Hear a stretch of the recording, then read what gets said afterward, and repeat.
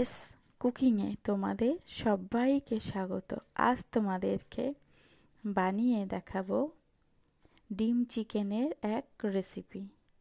তার জন্য ভিডিওটা সম্পূর্ণ দেখার অনুরোধ রইল। প্রথমে কড়াইতে তেল চাপিয়ে বেশ কটা আলু কেটে নিয়েছি। লবণ আর হলুদ দিয়ে আলুটাকে লালচে করে ভেজে নেব। ভাজতে ভাজতে যেন 90% সিদ্ধ হয়ে যায়।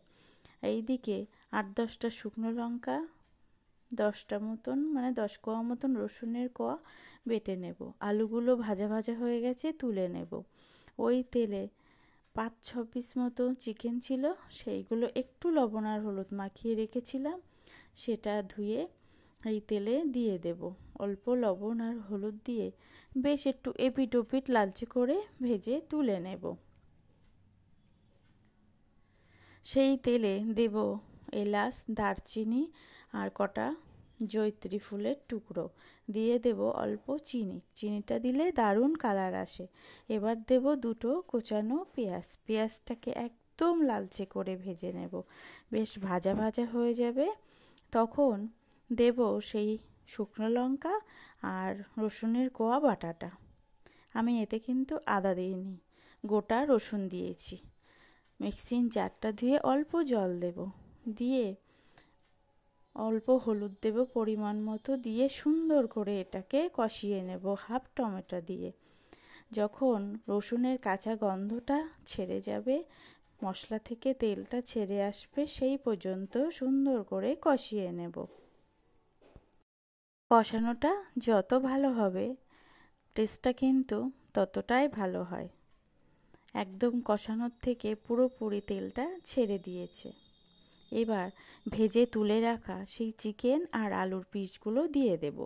দিয়ে অল্প অল্প জল দিয়ে এটাকে কিছুক্ষণ মশলার সাথে কষিয়ে নেব।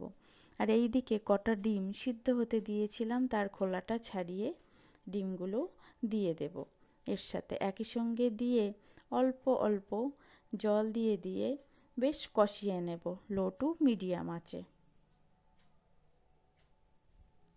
তোমরা তো অনেকভাবেই বানিয়ে থাকো ডিমের তরকারি বা চিকেন কারি। এইভাবে ডিম আর চিকেন দিয়ে একবার বানিয়ে দেখো। এবার অল্প দিলাম কাশ্মীরি লাল লঙ্কার গুঁড়ো, দিয়ে সুন্দর করে কষিয়ে জলটা টেনে নিয়েছে, মশলা থেকে তেল ছেড়ে দিচ্ছে, তখন পরিমাণ বুঝে দেব জল। জলটা দিয়ে সুন্দর করে ফুটিয়ে নেব।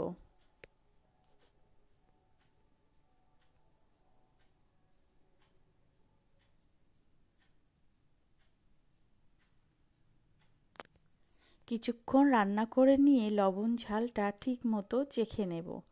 চেখে নিয়ে লবণ ঝালটা ঠিক আছে, এবার দেব হাফ চা চামচের 3 ভাগের 1 ভাগ দেব মিট মশলা, আর দেব 3 ভাগের 1 ভাগ চা চামচের শাহি গরম মশলা।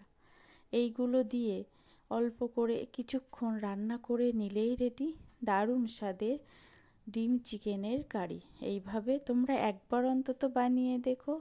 যখন বাড়িতে অল্প চিকেন থাকে তখন এইভাবে ডিম দিয়ে বানিয়ে দেখো, খেতে যে এত টেস্টি, আর গোটা রসুন দিয়ে দেখতে যেমন সুন্দর, খেতে দারুণ লোভনীয় হয়।